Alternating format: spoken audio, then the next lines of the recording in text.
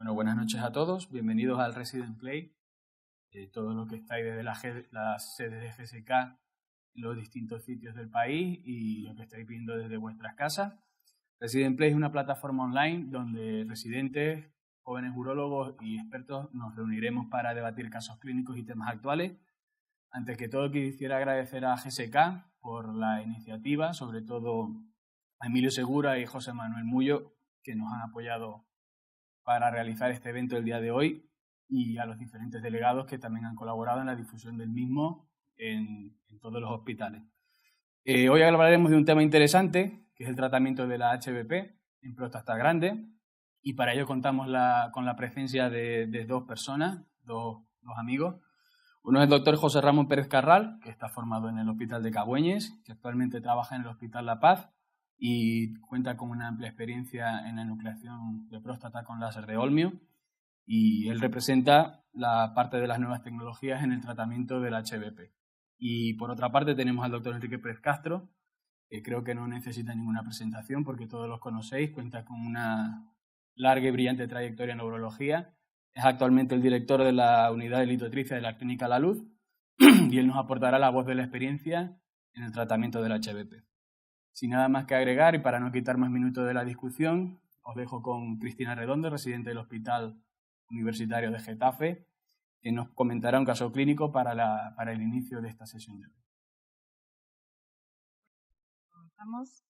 Se trata de un varón de 64 años con antecedentes personales principales de obesidad, hipertensión arterial, diabetes mellitus tipo 2, un infarto de miocardio por el que se le colocó un stent en la descendente anterior en el año 2013, por lo cual se encuentra antiagregado con nadiro 100 miligramos y con antecedente de quirúrgico de tener neoplastia inguinal izquierda en el año 2008.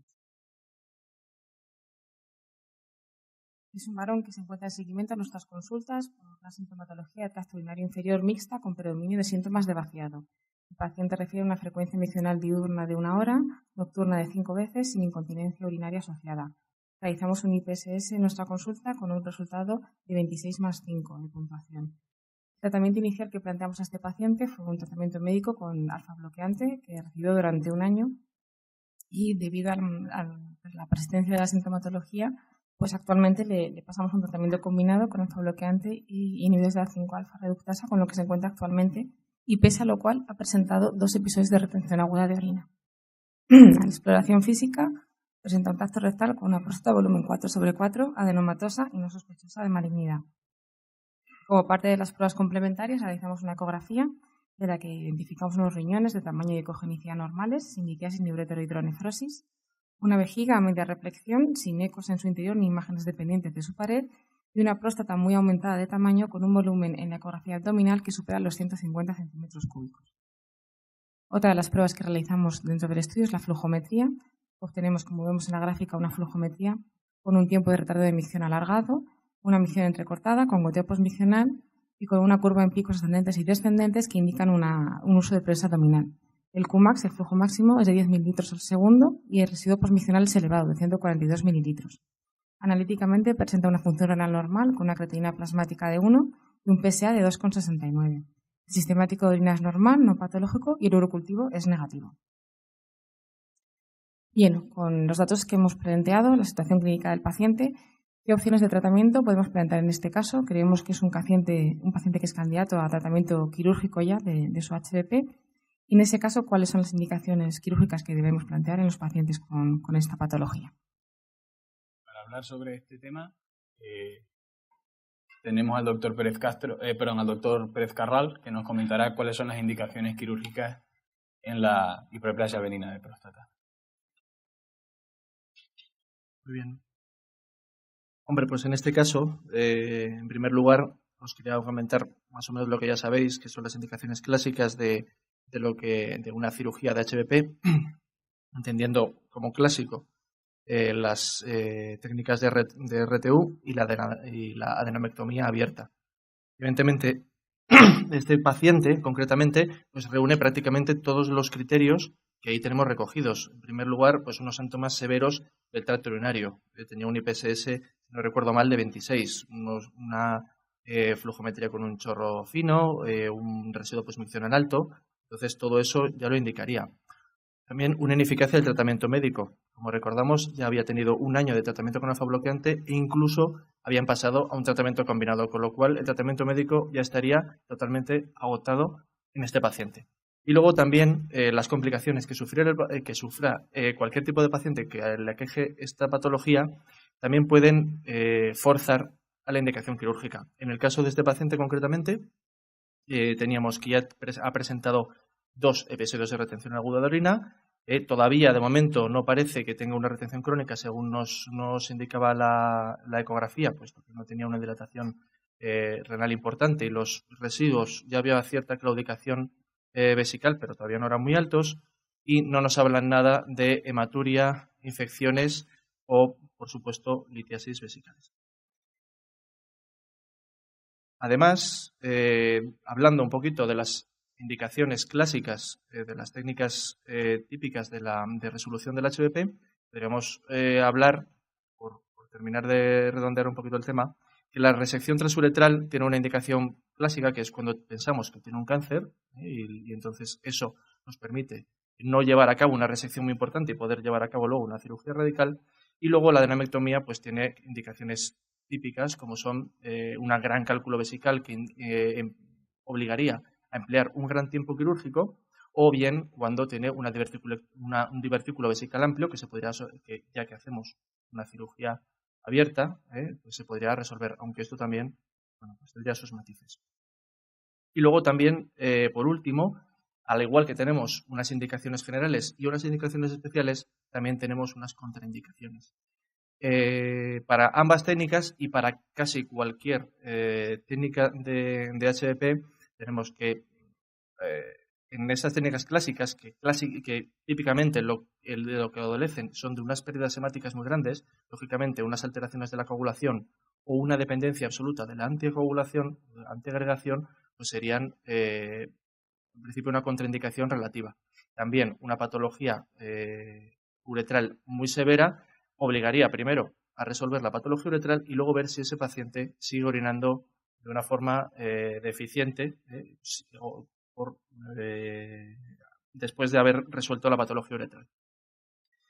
Y luego, por último, las contraindicaciones de la resección transuretral pues son una próstata clásicamente mayores de 70-80 centímetros cúbicos, porque nos vamos a quedar cortos y las tasas de retratamiento son muy grandes y las tasas de sangrado son muy grandes, o bien una técnica transuretral, sea la que sea, cuando no se puede llevar a cabo una posición de litotomía mínimamente aceptable, pues evidentemente no se puede hacer. Y luego la adenomectomía tiene justo lo contrario, que es que cuando son las glándulas pequeñas, como sabéis, no se encuentra el plano y no se podría hacer una técnica desobstructiva por esta vía. Y luego cuando lo que veis hay un riesgo de existencia de cáncer de próstata, porque luego lo primero que habría que hacer es descartar que haya un cáncer y luego llevar a cabo la cirugía, porque nos impediría llevar a cabo otras maniobras, como por ejemplo una cirugía radical después de una adenomectomía, pues como mínimo comprometería los resultados funcionales de esa cirugía. Y el mensaje que os quiero mandar es que tanto una como otra, cualquier tipo de técnica que se emplee para tratar la HBP puede ser sustituida por una enucleación prostática, en concreto con un láser.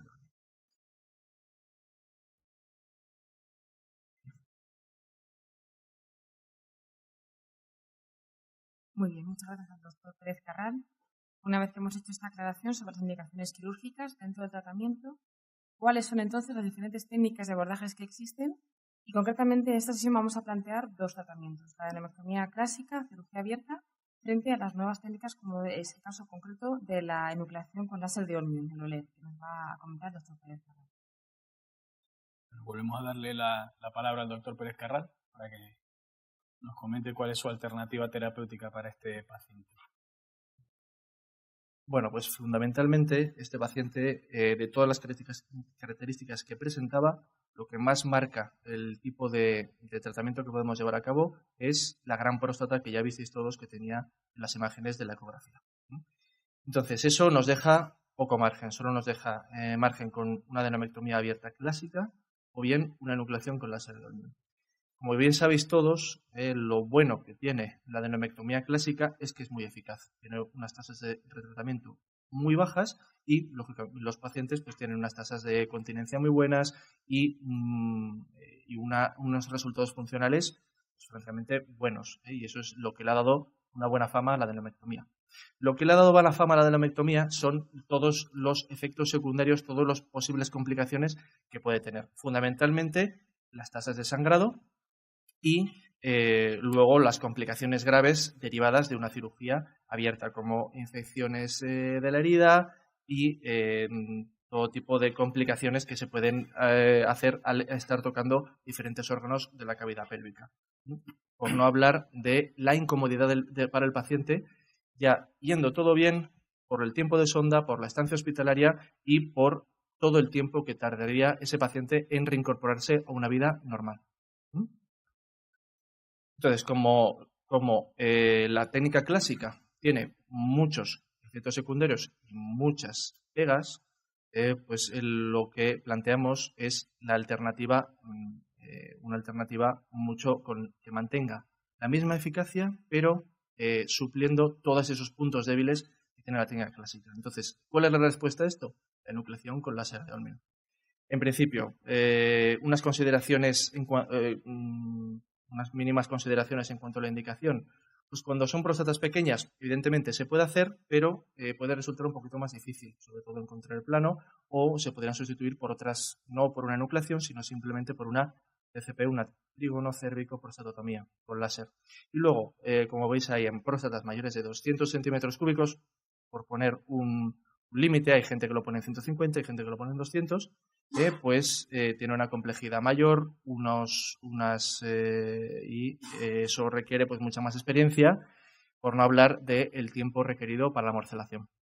Aunque eso también es relativo, porque depende no solo del tamaño prostático, sino también de la consistencia que presente el adenoma. Contraindicaciones del Olmium, realmente, bueno, pues son ciertamente relativas. Una reactividad prostática previa, ya os digo yo que en absoluto, porque si el paciente se tiene que volver a operar es porque le ha recrecido suficiente el adenoma y siempre se va a encontrar bien el plano. La cápsula es constante, siempre lo que cambia es el adenoma.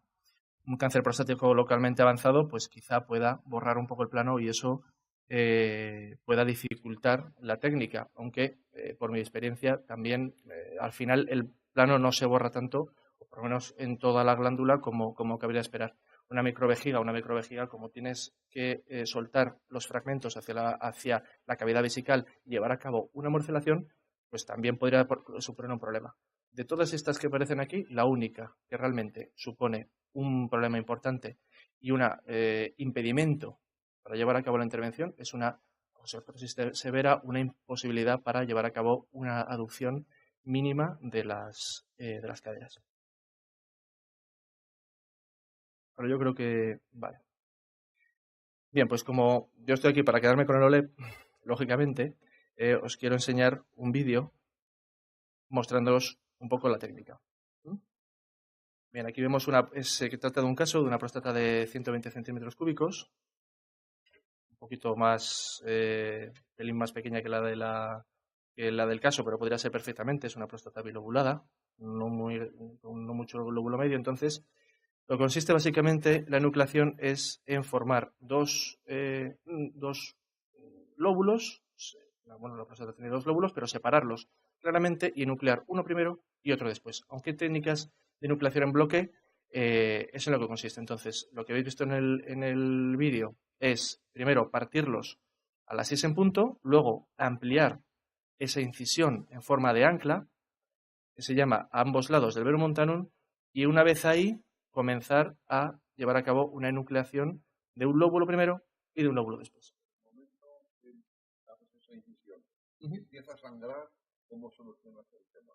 Ahora mismo no hemos visto que empezaba a sangrar. ¿Con el mismo láser? Sí, con el mismo láser. Las características del láser de Olmium es que es un láser absorbido por agua. Entonces, sin necesidad de cambiar la energía, simplemente la manera de coagular o de cortar, lo único que depende es la proximidad del tejido. Cuando queremos coagular algo, lo único que tenemos que hacer es alejarnos y disparar hacia el vaso. Normalmente el recorrido del vaso, no la boca del vaso. ahora mismo estáis viendo en las imágenes cómo empezamos a llevar a cabo una enucleación del lóbulo, en este caso el lóbulo izquierdo, se hace una enucleación roma del mismo sin disparar. Una vez que tenemos que la próstata ya mismamente nos ha enseñado por dónde hay que ir, porque no hay más camino que el que haciéndolo romo, que por un lado tenemos la cápsula y por el otro lado tenemos el adenoma. Entonces la propia próstata nos va a decir por dónde es. Una vez que hemos hecho eso, simplemente habría que ir disparando justo en la interfase que hay entre el lóbulo, como veis arriba, y la cápsula que hay debajo. Yo creo que uno de los problemas que puede existir al principio, cuando no se tiene la gran experiencia que tienes tú, es irse fuera. Es decir, a mí lo de la retrógrada me da mucho miedo, porque no ves. Es decir, bueno, tú tienes un plano y te da miedo que te salgas fuera. Claro. Eso te pasaba a ti al principio, te pasó. Cuéntanos. Evidentemente, la gran dificultad que tiene esta técnica es identificar ese plano en un principio y no salirse. Cuando nadie te enseña y nadie te muestra cuáles son los planos buenos y cuáles son los planos malos, al principio puedes tener dudas claras, y eso es la principal problemática de la técnica, efectivamente. Una vez que alguien está entrenado, una vez que alguien ha tenido, la suerte, creo, de que le enseñe en varios casos y le enseñe, mira, esto es correcto y esto no es correcto. Te enseñan a identificar. Luego se identifica bastante fácil. De hecho, a la gente que he tenido la oportunidad de enseñar, muchas veces me dicen, ahí ya no estás, ¿verdad?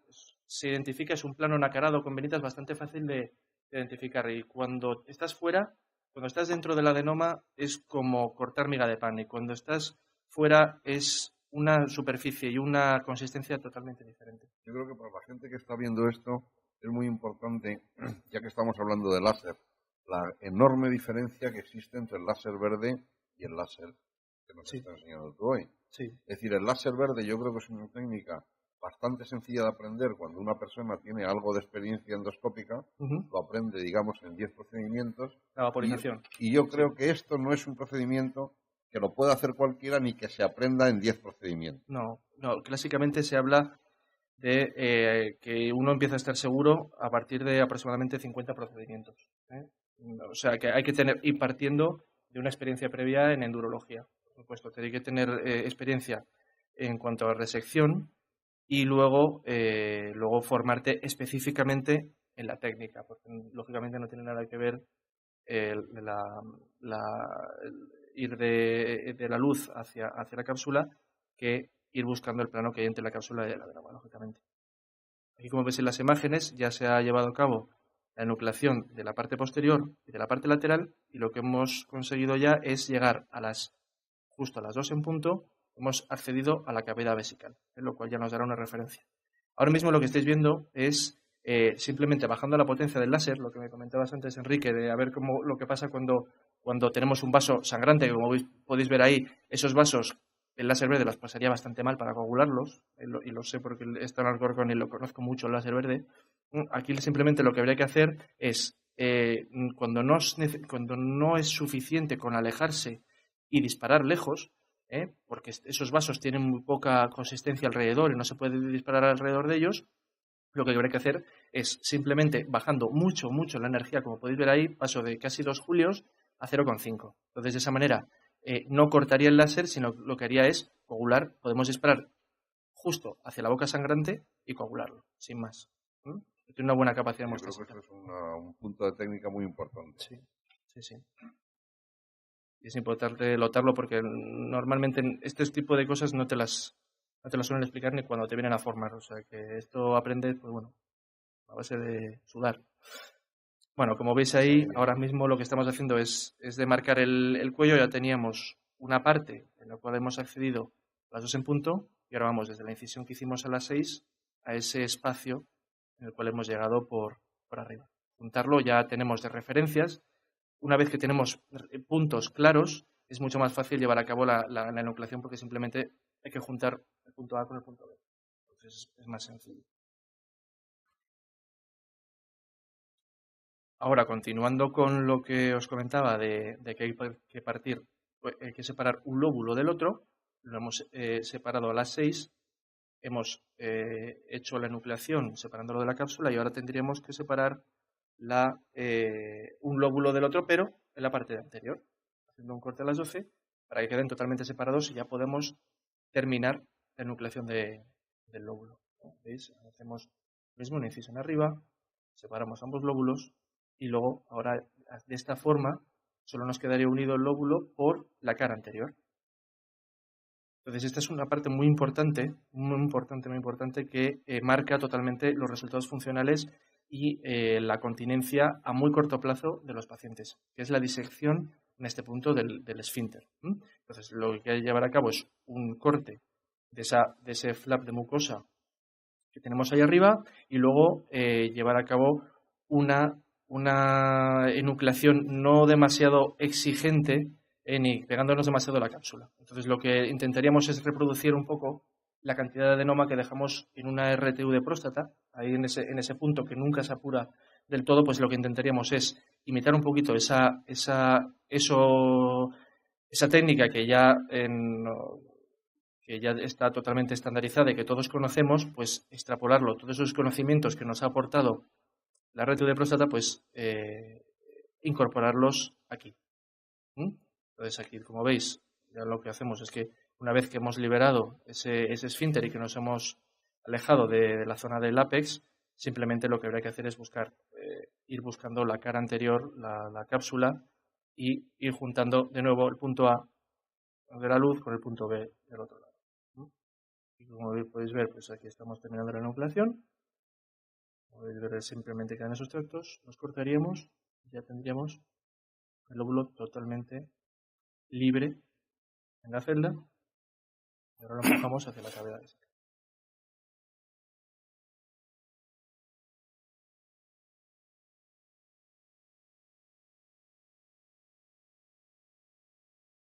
Ramón, una pregunta. ¿Se puede utilizar para realizar la enucleación algún tipo de energía que no sea Olmi? O sea, lo digo para los centros donde no tengan la posibilidad de tener un láser de Olmio de 100 vatios, porque tengo entendido que lo mejor sería tener un equipo de láser de Olmio de 100 vatios. Sí. Pues en principio sí se podría. De hecho, yo tengo algo de experiencia en energía con asa bipolar, tengo algo de experiencia de nucleación con láser verde, porque lo probamos ahí en Alcorcón, y también tengo algo de experiencia con nucleación con láser de Tulio. Entonces, yo, conociendo todas las técnicas, realmente se puede hacer, pero una vez que ya conoces mucho bueno, aquí veis la morcelación, que eso simplemente, pues nada, es el morcelador y se va. Entonces, sí se puede hacer, pero hay que conocer ya la técnica de nucleación, la forma más fácil de aprenderla es con el láser de Olmio, hay que conocer la anatomía, y lo otro, pues es básicamente adaptar una energía a la técnica que ya controlas, pero a mí personalmente me parece que lo más fácil es lo otro. La morcelación hoy en día es segura, no tiene, porque siempre se oía que puede perforar la vejiga. Pues eso depende un poquito. Ahora mismo yo empecé a nuclear y hice varios casos, o sea, más de 200, con el morcelador que teníamos, que suministra lúmenes con el láser, que es el Versacud. Ese, por el diseño que tiene, de movimiento de las cuchillas, puede resultar un poquito más inseguro, porque las cuchillas salen hacia adelante y tienes que coger el lóbulo justo por debajo. Entonces, el problema, hablan de las paredes, hablan de la cúpula vesical, eso no es un problema, el problema es la zona del retrotrígono, y efectivamente sí que se pueden dar a veces pequeños mordiscos que, si se identifican en el momento, pues no tienen mayor trascendencia, pero si hay una mala visión, no se ve bien, y en ese momento pellizcas esa zona de la vejiga, una vejiga que está absolutamente distendida, con gran globo, pues lógicamente puedes tener un problema.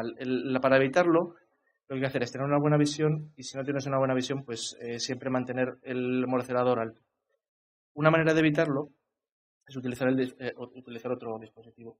Por ejemplo, yo el que utilizo ahora y el que hemos incorporado en La Paz y todo es el Piraña de Wolf. Entonces ese tiene una cazoleta, es mucho más seguro, y la verdad es que evita en gran medida los problemas y el tener una curva extra de aprendizaje para la morcelación, porque cuando ya tienes una curva para la enucleación, sumarte una curva más de morcelación que tengas seguridad, pues puede ser un problema. También Y si no tienes un Wolf, pues lo que puedes hacer es una ecografía, al mismo tiempo algún asistente que te haga una ecografía al mismo tiempo que estás morcelando. De esa manera, como tienes una gran replección vesical, es muy fácil controlar dónde están los fragmentos, si te queda alguno, si tienes una mala visión. La verdad es que da una seguridad extra muy importante. Pues muchas gracias, José Ramón. Bueno, Cristina sigue comentándonos. Yo soy casi testigo de que de verdad operando lo hace igual de bien que en el vídeo, ¿eh? Bueno, muy bien, pues continuamos con el caso clínico.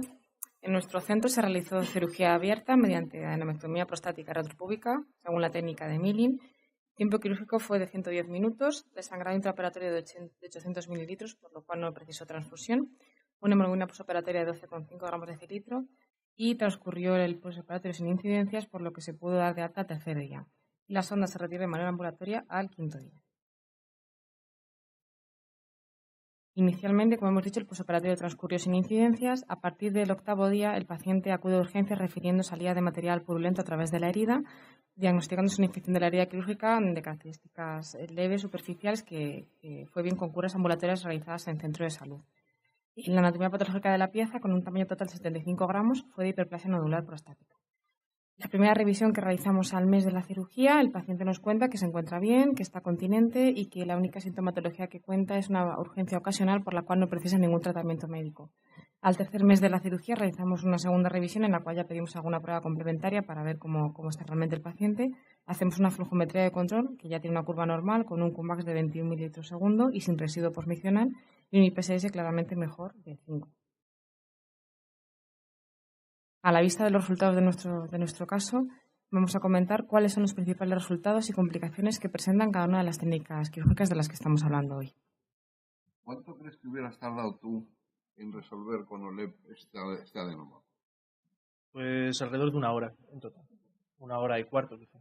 Depende un poquito de la dureza del adenoma y de realmente los vasos que hubiera tenido, lo congestiva que fuera la próstata. Como no tenía sonda, igual no hubiera sido. Y el duodar previo, igual no hubiera sido muy congestiva, pero también eso, el duodar, por la propia experiencia, también aumenta un poquito la densidad del adenoma y a veces es un poquito más difícil de morcelar.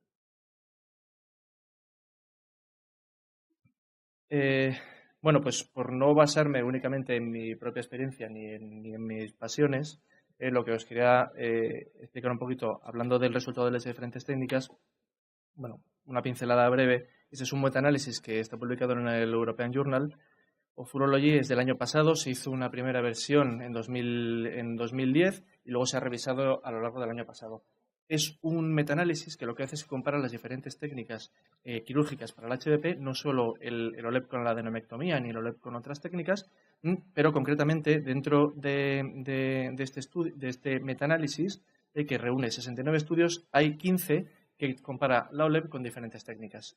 En total, esos 15 estudios reúnen a unos casi 1.000 pacientes. Dentro de esos estudios, el que compara el OLEP con la adenomectomía y que tiene un mayor seguimiento, un recorrido mayor en años, es el que corresponde a Kunz, que es de las series más largas, de los primeros que empezaron en Europa, las series más largas actualmente. Kunz, procedente de Berlín, del Hospital Victoria. En su estudio de 2008, pues podéis ver ahí que tiene unas pacientes, la baseline es comparable, pues tiene 60 pacientes, el tejido resecado era más o menos el mismo, cambia un poquito el tiempo quirúrgico, más para el OLEP que para la adenomectomía, luego ya veremos que eso, bueno, no tiene que ser así realmente, probablemente es porque incluyeron una parte de curva de aprendizaje, la pérdida hemática pues es menor para la OLEP, los días de sonda son menores para la OLEP, los días de estancia hospitalaria son mucho menores para la OLEP, 5 veces menos, y la tasa de transfusiones pues es menor para la OLEP, lógicamente. Como podéis ver ahí, las próstatas eran comparables, el tejido resecado era comparable y la próstata residual es la misma. Luego, en cuanto a resultados funcionales, es lo mismo, vale, es más seguro, los pacientes sufren menos, pero es igual de efectiva, es igual de bueno una cosa que la otra. Pues como podéis ver aquí, en cuanto a resultados de síntomas prostáticos, como podéis ver, pues lógicamente se mantienen a lo largo del tiempo hasta un seguimiento mínimo de 5 años de esos pacientes. Después, el residuo posmisional se mantiene durante todo el tiempo. el Qmax es prácticamente igual y se mantiene durante todo el tiempo. Con lo cual, en cuanto a resultados funcionales, es prácticamente lo mismo.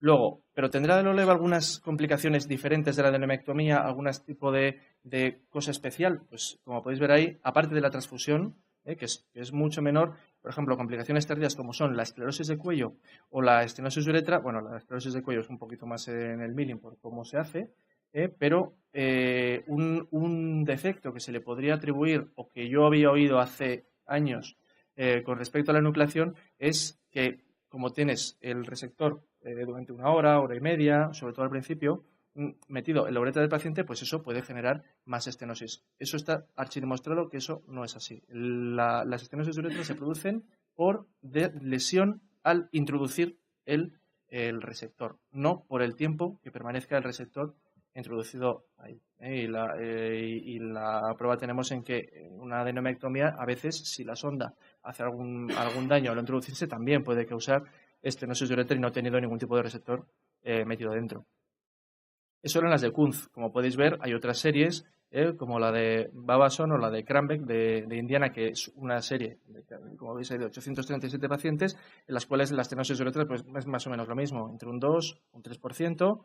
La esclerosis del cuello para la OLED pues, es muy poco, porque el cuello que dejas es muy grande, y la reproducción de HDP pues, es prácticamente anecdótica, igual que para el milling. Es muy raro ver que un milling se ha reproducido el HDP, porque te has dejado un lóbulo sin resecar. Con lo cual, a modo de resumen, pues lo que tenemos es que el OLED va de camino al nuevo gold estándar, o eso dicen las guías europeas, o eso se habla cuando vas a los congresos internacionales, porque tiene un menor tiempo de sonda, porque tiene una menor estancia, porque tiene un menor sangrado, porque el resultado funcional es exactamente el mismo, porque tiene las mismas complicaciones a largo plazo. Las complicaciones a corto plazo no tienen nada que ver, la comunidad de los pacientes no tiene nada que ver, y como mucho lo único que se le puede achacar es quizá un relativo mayor tiempo quirúrgico, pero eso depende mucho del cirujano. Y alguna gente podría decir, por ejemplo, que es que, claro, la adenomectomía pues, es mucho más barata porque no tienes que emplear un láser, no tienes que tener una tecnología mucho más avanzada, y eso pues, se puede hacer en muy pocos sitios. Vale, pues yo les diría que este es los resultados de un estudio que vamos a llevar ahora a Múnich, y también nos han aceptado en el americano, que es comparando los costes entre la adenomectomía y la enucleación con Olmium. Como podéis ver ahí, evidentemente los costes operatorios son mucho más mayores en el láser. Pero ¿qué pasa? Que según va avanzando el tiempo, según avanza la estancia hospitalaria y sobre todo según aumentan las complicaciones, al final el OLED le adelanta totalmente. Como podéis ver ahí, pues supone un ahorro de más de 1.500 euros por procedimiento. Muy bien. Vale, pues, y luego simplemente os quería enseñar los resultados míos, de la serie que hicimos en mi ex hospital, en Alcorcón, con pacientes a lo largo de 2 años, de junio de 2013 a agosto de 2015. Como podéis ver ahí, el tiempo de la cirugía, el tiempo total de la cirugía desde que se mete el resector hasta que se saca, era de 75 minutos, no de 138 minutos como la de Kunz.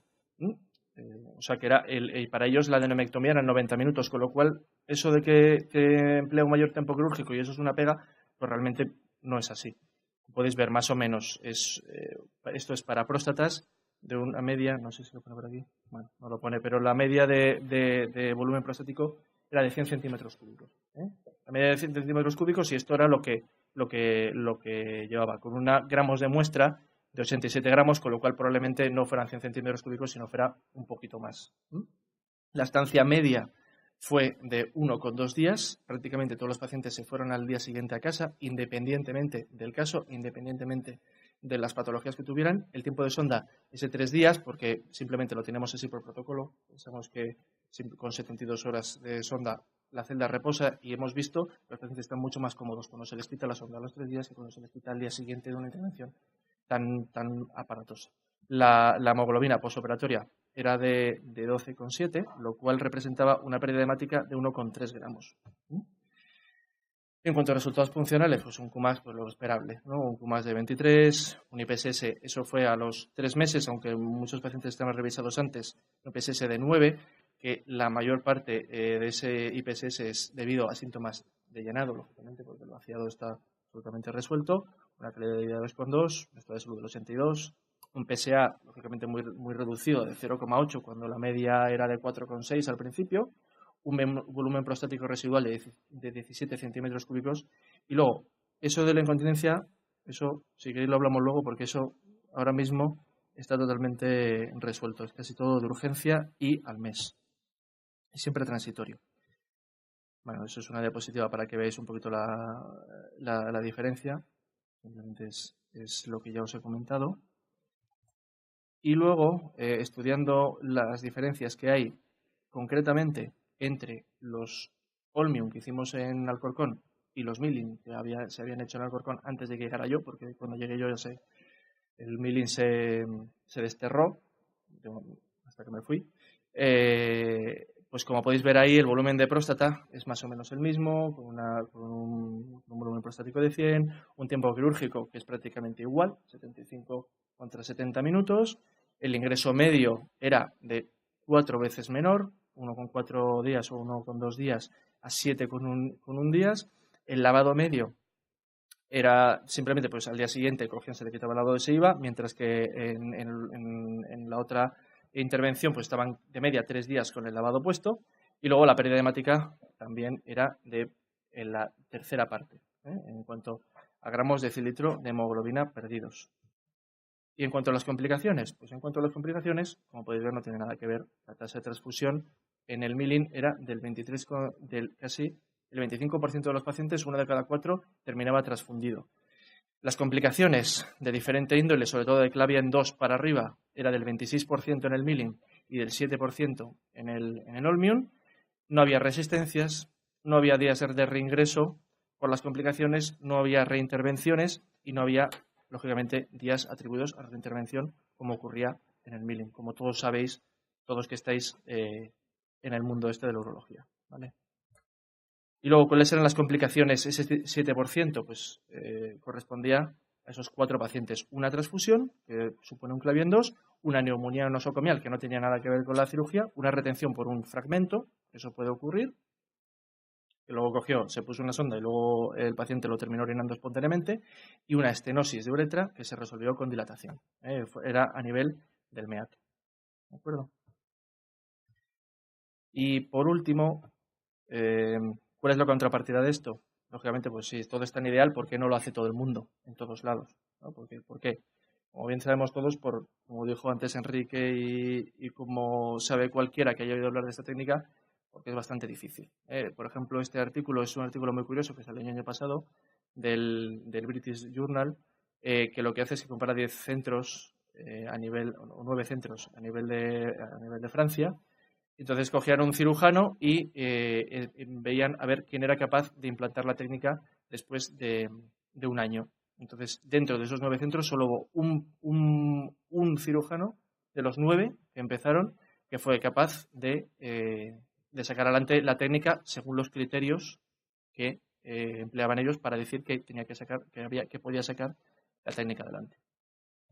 Pero bueno, como todos sabéis, la que merezca la pena es fácil de conseguir. ¿Vale? Fenomenal. Yo creo que ha sido una exposición muy brillante, muy clara. Se ve que el doctor Pérez Carral defiende, conoce y ama profundamente esta técnica, por lo cual la vende muy bien, porque yo creo que es importantísimo el creer en una cosa para venderlo. Es decir, me acuerdo hace muchos años cuando íbamos a Andorra a comprar cosas porque era más barato, yo nunca compraba nada, porque el tío que me iba a vender la máquina de fotos no sabía cómo funcionaba, no tenía ni idea, y el prospecto me lo daba en japonés. Y entonces nunca conseguí comprar nada aunque fuera muy barato. Bueno, pues el doctor Pérez Carral me lo vende de una glándula muy misteriosa, porque la próstata verdaderamente es muy misteriosa. Después de operar cientos de próstatas en mi vida, empezamos a hacer hace unos años braquiterapia prostática en la clínica. Y entonces, cuando le hicimos a un señor una placa simple de abdomen con las semillas implantadas, todos nos quedamos así mirándonos y diciendo, pero qué alta está la próstata. Yo no me imaginaba que la próstata era tan alta. Si lo pensáis, es una glándula curiosa. Y después, como estamos, esto es una reunión para residentes, yo creo que es importantísimo, un error que se comete mucho en medicina, es hablarles a los pacientes en técnica. A los pacientes hay que hablarlos en metáfora, en parábola. Porque si no hablamos en parábola, el paciente no nos entiende.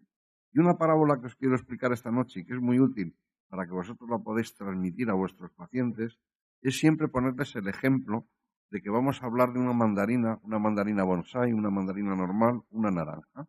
Y hay naranjas, como la del caso de hoy, que se llaman washingtonas porque son naranjas muy grandes.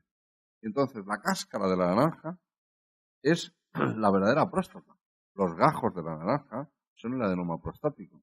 Lo que nosotros le vamos a quitar a usted o le vamos a quitar a su marido son los gajos de la naranja. No le vamos a tocar la cáscara para nada. Como la cáscara se queda la próstata.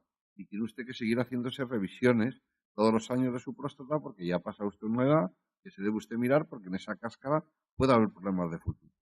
De manera que yo creo que esto es una enseñanza que debemos asimilar para explicarles a nuestros pacientes para que puedan entender cómo es la próstata y después de eso quitarla. Como he venido hoy un poco a hacer abogado del diablo, quiero decir que se les ha olvidado una técnica muy elegante y muy bonita, que la que se podría hacer a lo mejor otra sesión dentro de un tiempo cuando hubiera un estudio comparativo de la OLEP con la adenomectomía, un milling laparoscópico. Nosotros cuando empezamos a tener próstatas muy grandes y tal, pues empezamos a hacerles, les hacíamos cirugía. Yo empecé haciendo el Freyer, que yo creo que la mayoría de vosotros no sabéis ni lo que es, pero era una técnica absolutamente ciega, que abrías la vejiga, metías el dedo, buscabas el plano, los antiguos urólogos se dejaban la uña larga para meterlo y labrar y hacer bien el camino. En las próstatas gordas, como había buen plano, era más fácil. Quitabas aquello, quitabas aquel adenoma y, como decía un jefe clínico que me enseñó a mí a operar, cerrabas muy deprisa porque sangraba muchísimo y dice, cierra, muy tartamudo. Dice, cierra deprisa que ojos que no ven, corazón que no siente.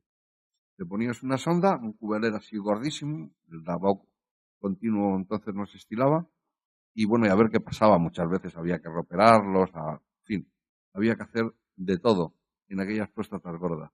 Muchas veces había que hacer hasta un taponamiento. Después ya pasó a una técnica, ya cuando me cambié a La Paz, en un sitio más evolucionado, más moderno y tal, y ahí se hacía milling. También había milling que sangraban tremendamente, porque bueno, la cirugía prostática es una cirugía que nunca ha sido fácil y que de pronto, después de hacer muchas, de pronto una te da todos los disgustos del mundo.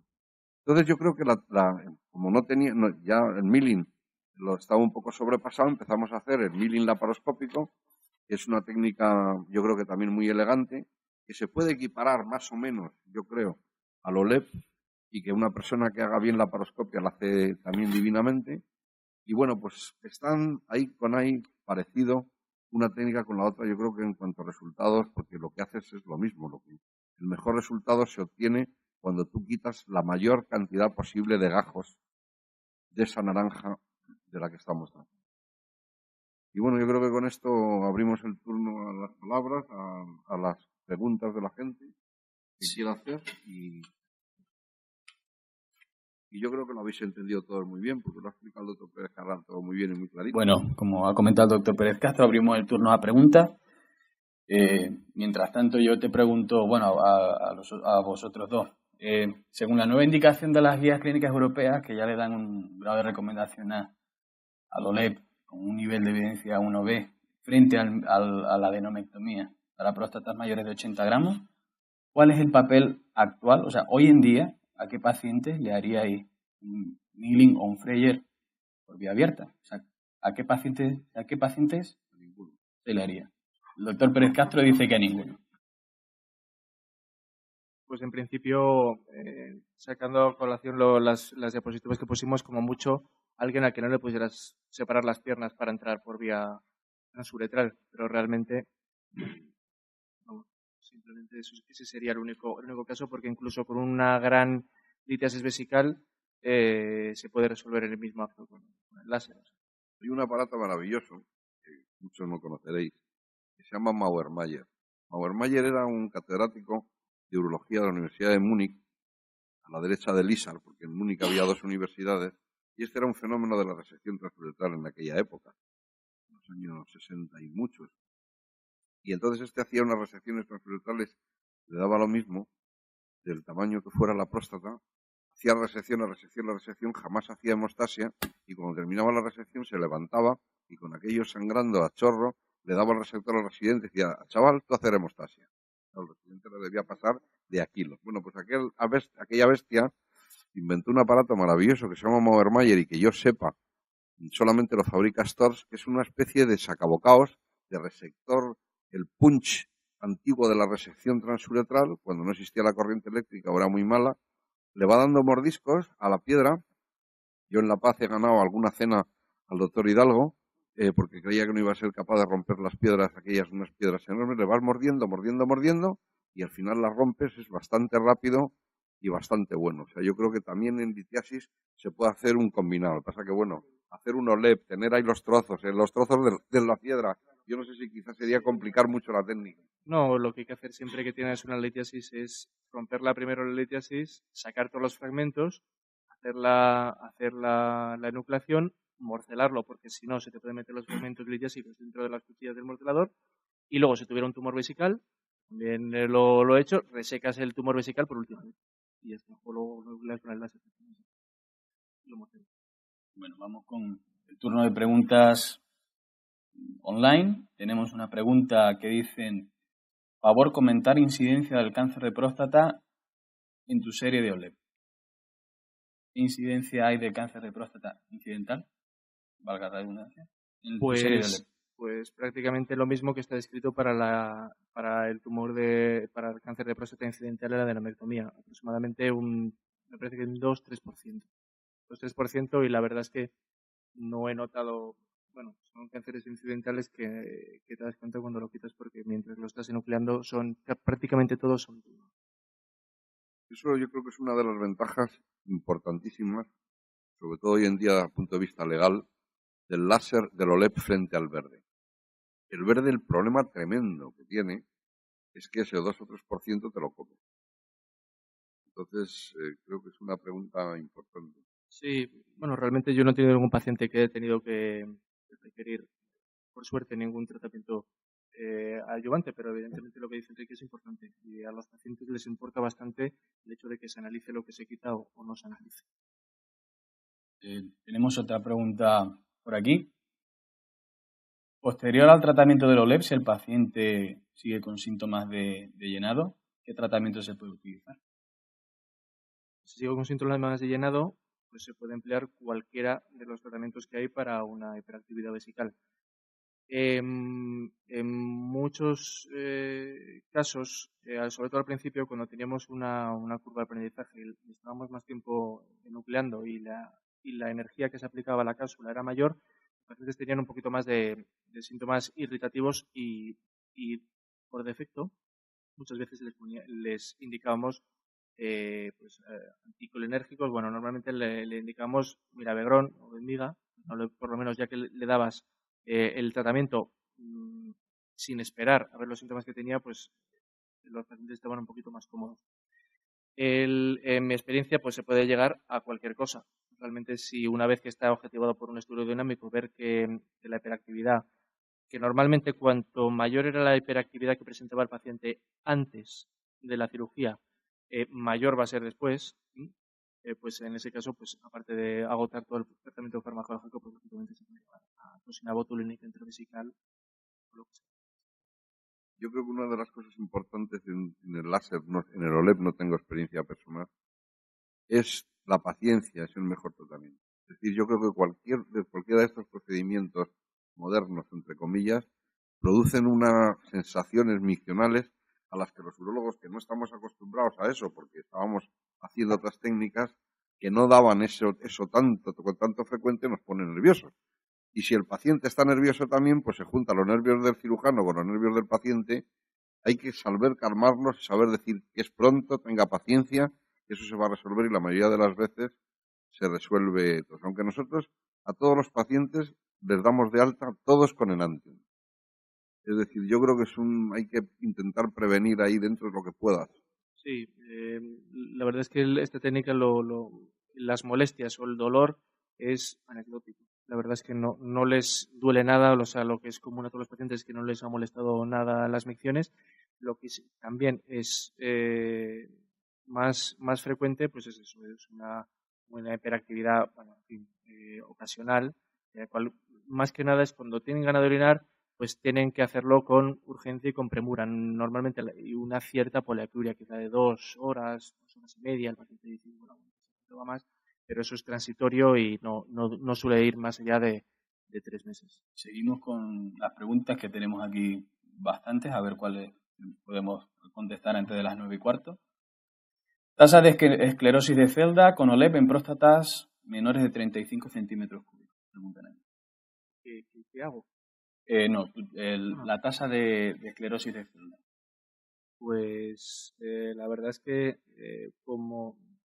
la verdad es que no. Es que tampoco.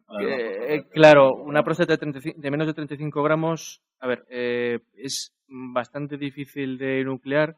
Hay algún artículo del grupo de Gilling que compara, hay un artículo concreto que compara la trigonocervicoprostotomía en 20 tantos pacientes con otros 20 tantos pacientes a los cuales le hacen una OLEP en próstatas menores de 40 centímetros cúbicos. Y lo que concluyeron es que las tasas de retratamiento eran mucho menores en la que nucleaban. Entonces lo que recomendaban finalmente era, aunque no puedas o no puedas, que le quites el adenoma que tenga. Mi experiencia es que si no tiene plano para hacerlo, se puede hacer una ablación muy rápida del adenoma que tenga. Sí, y luego la esclerosis pues es muy pequeña, porque realmente el cuello que te queda es, realmente lo que haces en todo caso es abrir el cuello de una forma muy similar a como lo hemos hecho, haciendo una circunferencia, haciéndolo por un lado y por el otro, con lo cual la esclerosis realmente tampoco es demasiado frecuente. Una pregunta muy interesante. Dice la pregunta, ¿es justo comparar una técnica abierta, que en general es una cirugía de residente, con una cirugía como la OLEP, que la hace un experto?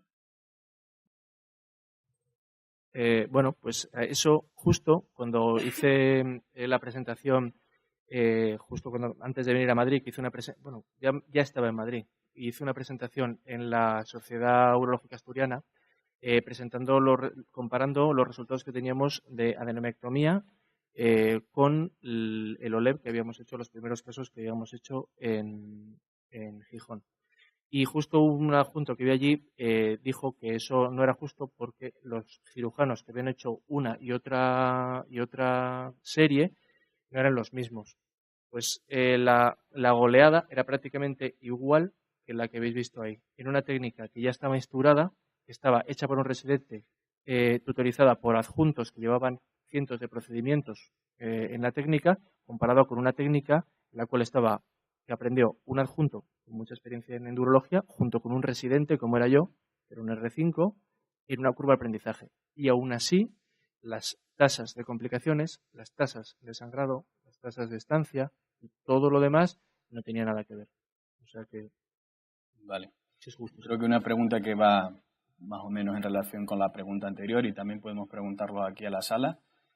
¿Cuántos de vosotros en vuestro hospital, que la mayoría de los que estáis aquí son residentes, hacéis adenomectomía abierta para el tratamiento de la hiperplasia benigna de próstata? Vamos, el 90%, el 100% casi. Entonces, ¿cuál es el problema del OLEP? O sea, si tienen un grado de recomendación tan bueno en las guías clínicas, si según todo lo que nos has contado es el nuevo gold estándar para el tratamiento de la hiperplasia benigna de próstata, ¿por qué en la mayoría de nuestros hospitales, e incluso más barato, según lo que nos has dicho, por qué en nuestros hospitales en España todavía estamos verdes o peor que verdes en la implantación de esta técnica? Se asustan cuando ven el precio del OLEP y como no casi ningún gerente ve más allá, pues no, el precio de la máquina, es lo que ve, es el precio de la máquina, que lo tiene que justificar y lo otro ya lo tiene y no lo tiene que justificar y aunque a la larga le cueste más, le da lo mismo. Y segundo, y que creo que es una enseñanza que creo que debe quedar hoy muy clara para todos los que estamos aquí, los que nos están escuchando de fuera, es que no es una técnica, yo creo que hoy en día lo puede hacer cualquiera. Yo creo que lo puede hacer cualquiera, pero lo puede hacer cualquiera bien tutorizado desde el principio. No lanzarse, no es una técnica que te puedas lanzar al vacío y si a mí me compran un OLED y yo me pongo a hacerlo porque he visto un vídeo y lo hago. Creo que sería un grave error. Pues sí, hombre, estoy de acuerdo con Enrique en lo que ha dicho. En cuanto a lo del coste, eso es un problema para implantar porque yo de hecho para empezar a hacerlo en el hospital en el que estaba antes, tuve que hacer 2 estudios analíticos de costes, tuve que justificarlo un montón, el que siquiera nos alquilaran la máquina, y habiendo un experto en el centro para hacerlo. Pero también es cierto que hay muchos centros que cuentan con un láser de Olmión de 100 vatios y no llevan a cabo la técnica. Entonces entramos en la segunda justificación que ha dicho Enrique, que el problema de esta técnica es la falta de programas de formación, la falta de cursos de formación y la falta de tutorización adecuada de la técnica. A nadie se le ocurriría coger y empezar a hacer radicales de próstata laparoscópicas en cualquier centro, pues acostumbrados a hacerla abierta, y un día le dices, bueno, pues mira, como tenemos una torre de endoscopia y tenemos trocares, pues pásamelos que lo voy a hacer laparoscópico. Pues esto es exactamente lo mismo. Las técnicas que son difíciles no se pueden aprender sin tutorización adecuada y sin programas de formación. Y en eso, gran parte de la culpa la tiene la casa que hasta ahora ha comercializado el láser. Por ejemplo, en mi caso concreto, mi programa de formación fue ir una vez al Hospital de Badalona a ver al experto operar una próstata. Volví a Gijón y vino el experto con nosotros una mañana a operar 2 próstatas y ver vídeos. Y a partir de ahí, coger y empezar. Actualmente no existe ningún programa de formación en OLED en España. Pues que yo sepa, no. Esa era otra pregunta que estaba aquí, pero eso te lo quería preguntar. Actualmente no. Otra pregunta, si puedes hablar acerca o conoces la técnica de morcelación con el morcelador inverso, mirando hacia el suelo de la vejiga. Pues también, bueno, la conozco, yo personalmente no la practico porque mientras estás haciendo eso no ves el fragmento cómo se va morcelando. Hay gente que la defiende porque dice que es un poquito más rápida. De hecho, también hay un artículo de unos coreanos, de un grupo coreano que compara la morcelación inversa con la morcelación en la posición estándar. Dicen que es un poco más rápida la morcelación inversa y que eso no tiene, según ellos, complicaciones.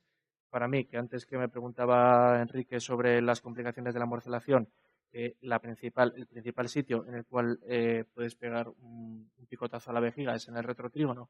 Coger y hacerlo sin ver por dónde está saliendo la cuchilla ni ver lo que estás morcelando, personalmente a mí que llevo ya bastante más de 400 casos, me daría un poco de respeto. ¿Qué opinión te merece la enucleación y posterior resección del adenoma colgante en la técnica Mushroom? Pues, personalmente esa es la técnica que empleo en mi práctica privada cuando tengo que hacer una RTU de próstata. O sea, yo hago RTUs de próstata bipolares.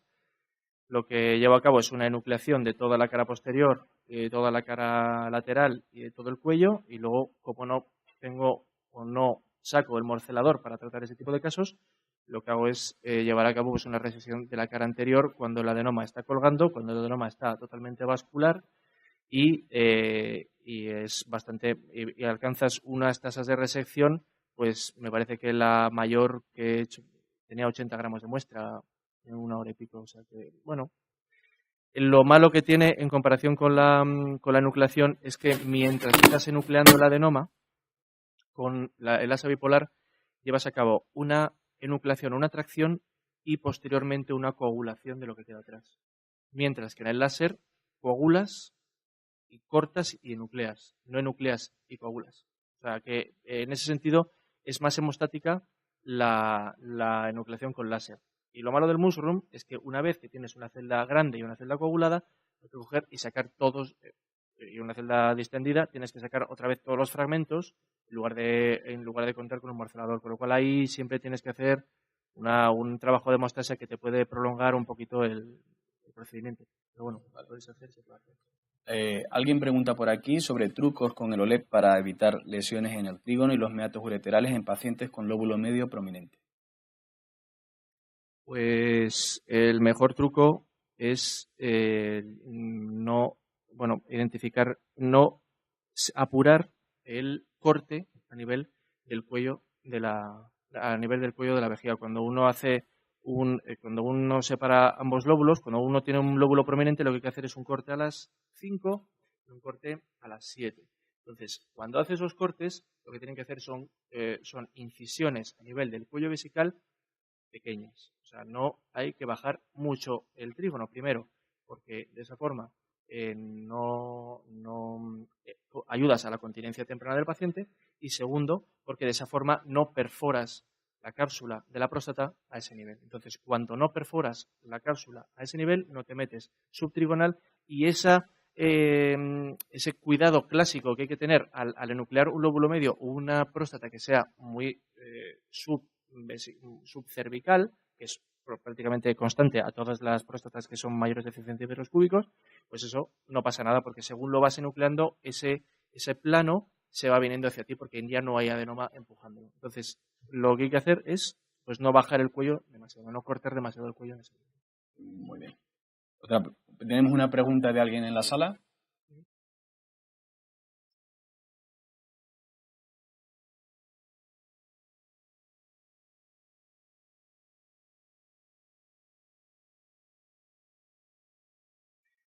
Para los que estáis en vuestras casas, la pregunta es si utilizas el asa de receptor. Si hay que hacer hemostasia después de la morcelación, y si esa hemostasia se hace con el láser o con el asa. Más o menos resumiendo, ¿no? Vale, pues a ver, en principio, si la enucleación ha sido limpia y no ha habido y la morcelación no ha tenido ningún problema, en principio yo generalmente no hago un repaso hemostático de la celda.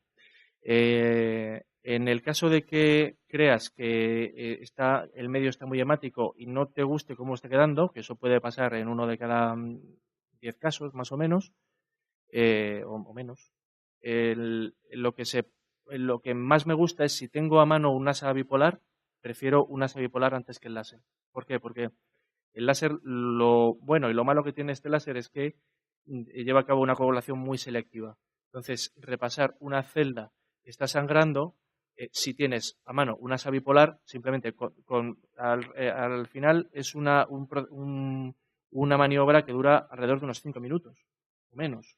O sea, realmente lo que hay que hacer es ser muy cuidadoso con todos los vasos que pueda haber en la cara anterior. Eso es igual que en una resección transuretral prostática clásica. Siempre se han dicho que si no sangra de arriba, no va a sangrar. ¿Por qué? Porque abajo se forma coágulo y para inmediatamente la hemorragia. Y a nivel del cuello. Entonces eso, yo personalmente prefiero hacerlo con el asa bipolar. Pero como te digo, no, ni mucho menos siempre hay que hacerlo. O sea, en algunos casos seleccionados se puede hacer, o próstatas muy grandes con pacientes que tienen muchos problemas de comorbilidades, hepatopatías y demás, que no van a coagular por sí mismos. Pues en ese caso preferiría con una asa bipolar. Seguimos con las preguntas. ¿Sería factible el OLED como segundo tratamiento después de una RTU prostática? Pues sí, totalmente. Pasé un poco por encima a la hora de la exposición, pero la explicación es que normalmente cuando hay un recrecimiento del adenoma o cuando la resección ha sido incompleta, pues lógicamente queda suficiente adenoma como para que resulte obstructivo, con lo cual vas a tener suficiente adenoma para poder levantarlo.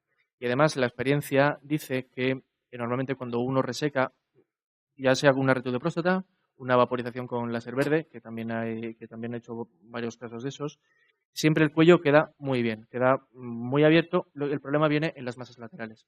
Y en las masas laterales es el lugar más fácil para encontrar el plano del adenoma y llevar a cabo una enucleación del mismo, con lo cual uno se mete igual, inicia el plano exactamente igual que habéis visto en el vídeo, se va pegando entre el adenoma y la cápsula hasta que se queda sin adenoma. Entonces va por un lado, va por detrás, va por delante, va por arriba, hasta que pues ese adenoma puede, incluso a veces más fácil, porque como no tienes que llevar a cabo una disección del cuello, pues simplemente con levantar la base lateral de un lado y de otro es suficiente. Muy bien. Una pregunta aquí muy interesante, y creo que ya el doctor Pérez Carral y yo lo hemos hablado alguna vez en el servicio.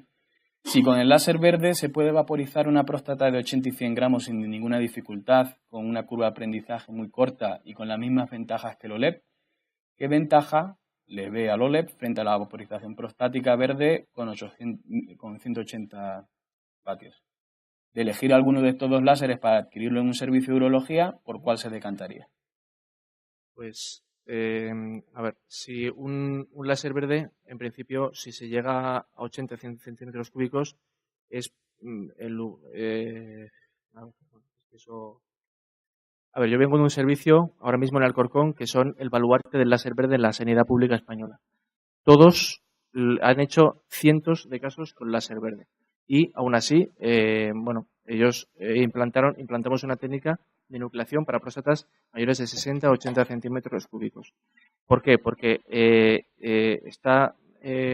ellos vieron que para próstatas mayores de esos tamaños era insuficiente. Eso está publicado en el sentido de que, el año pasado pues también salió un artículo en el Journal que comparaba la vaporización de próstatas de más de 80 centímetros cúbicos con la nucleación de más de 80 centímetros cúbicos.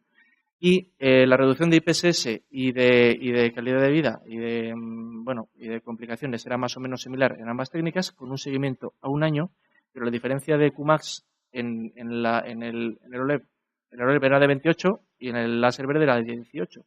Y la reducción de la próstata en una era de alrededor del 27% y en el OLED era del 80%. Reducción de tamaño prostático. Entonces, lo que nos dice el sentido común es que esos pacientes van a tener unas tasas de retratamiento mayores. Entonces, yo creo que resumiendo la pregunta a veces, señor, que nos hace es, dependiendo, si es para medicina pública, lo ideal es un OLED. Si es medicina privada, mejor un láser verde porque lo operas varias veces. Si yo tuviera que elegir un láser para incluirlo en un servicio, pues lógicamente cogería el láser que vale para próstatas de 35, para las de 60, para las de 120, para las de 200, las de 400, que vale para piedras y que vale para vaporizar tumores de tracto urinario superior y que vale para absolutamente todo. Muy bien. Otra pregunta. ¿Existe posibilidad de realizar OLED en régimen de CMA? Pues sí. Pero lo que habría que hacer es seleccionar un poquito los casos. De hecho, también yo personalmente no lo he hecho porque en la mayor parte de los centros en los que he estado me reservan las próstatas más fáciles, las próstatas más grandes y con los problemas de sangrado mayores, con lo cual esos pacientes pues por lo menos tienen que estar un día de seguimiento. Como veis, la tasa de la estancia media era de 1,2 días. Pero, está ya descrito en varios artículos también de Jilin para próstatas de 40 o 50 centímetros cúbicos se puede hacer de forma ambulatoria. ¿Por qué? Porque una cirugía que tú eres capaz de hacer con unas tasas de sangrado controlables en una próstata de un tamaño enorme, con unos vasos enormes y pacientes con problemas de coagulación, lógicamente en un paciente normal, que no está tomando ningún tipo de antiagregación ni anticoagulación, con una próstata pequeña en la cual tienes 4 vasos que coagulas y que quedan establemente coagulados, se puede hacer sin ningún problema. De todas maneras, yo creo que la cirugía ambulatoria tiene sus problemas. Es decir, yo siempre le digo, para una simple litotricia, me preguntan muchos pacientes, y usted, doctor, dice, ¿por qué no nos deja aquí ingresados una noche? Digo, pues mire usted, porque un cólico nefrítico aquí en el hospital es una chorrada y en su casa es la de Dios. Entonces yo creo que hay que ser prudentes, es decir, yo creo que lo que has dicho antes de los 3 días de sonda es fundamental. Yo me acuerdo cuando fui la primera vez a París a ver las primeras prostatectomías radicales laparoscópicas, la prostatectomía no tenía ninguna importancia, todo no tenía ninguna importancia. Ahora el boom fue que a la mañana siguiente de la prostatectomía radical, los 3 pacientes que habían hecho prostatectomía radical, los 3 acudieron al salón de actos, los 3 sin sonda.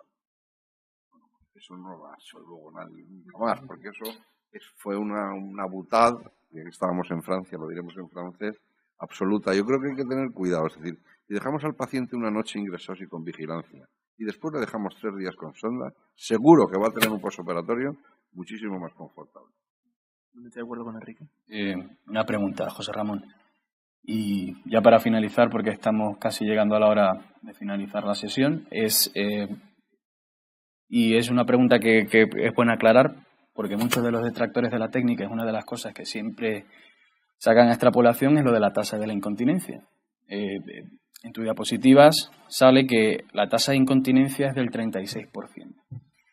¿Esa tasa de incontinencia es en el momento de la retirada de la sonda o es al mes? ¿Esa tasa de incontinencia, tienes tú alguna experiencia sobre qué porcentaje de incontinencia hay a lo largo del seguimiento del paciente? Pues sí, esa tasa de incontinencia era en el momento de retirada de la sonda.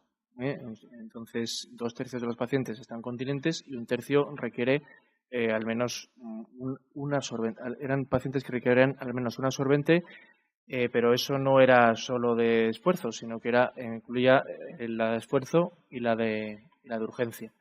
Entonces, en el tema de la continencia, como hemos visto, pues lógicamente el tema de la urgencia se relaciona fundamentalmente con la inflamación que provoca el láser y eso es muy difícil de evitar y es muy dependiente del paciente y muy dependiente de los síntomas de llenado que tuviera antes y lo que hubiera esperado para hacer la cirugía y bueno, la vejiga de lucha que tenga.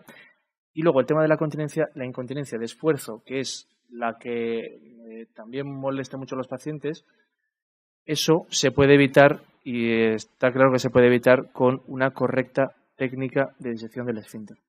Y concretamente, desde que empezamos en Alcorcón, revisé los pacientes de 2013 hasta los 2015, cuando hicimos una diferente técnica de disección del esfínter, la tasa pasó de casi un 40% al quitar la sonda a prácticamente un 5% cuando se quitaba de esfuerzo. O sea que eso es cambiando las técnicas y de nuevo teniendo una tutorización adecuada y haciendo formaciones para ello, pues una técnica puede ser muchísimo mejor. Bueno, pues nada, vamos a acabar la sesión ya que tenemos aquí más preguntas, pero por cuestiones de tiempo quiero darle enhorabuena al doctor Pérez Carral por su presentación, al doctor Enrique Pérez Castro por acompañarnos hoy a todas las personas jóvenes con su experiencia y sus comentarios. En resumen, que el doctor Pérez Carral nos pongamos como nos pongamos, nos va a hacer un OLEP. Agradecer también a los asistentes el día de hoy, a todos los que estáis en las distintas sedes de GSK y los que estáis en vuestras casas. Y buenas noches y hasta el próximo Resident Play. A efectos de transparencia, le informamos que GSK ha colaborado en la financiación de la presente ponencia. Su contenido refleja las opiniones, criterios, conclusiones y hallazgos propios de los autores, los cuales pueden no coincidir necesariamente con los de GSK. GSK recomienda siempre la utilización de sus productos de acuerdo con la ficha técnica aprobada por las autoridades sanitarias. Asimismo, los autores declaran que no han recibido honorarios por ponencias, consultorías, investigación u otras colaboraciones por parte de GSK.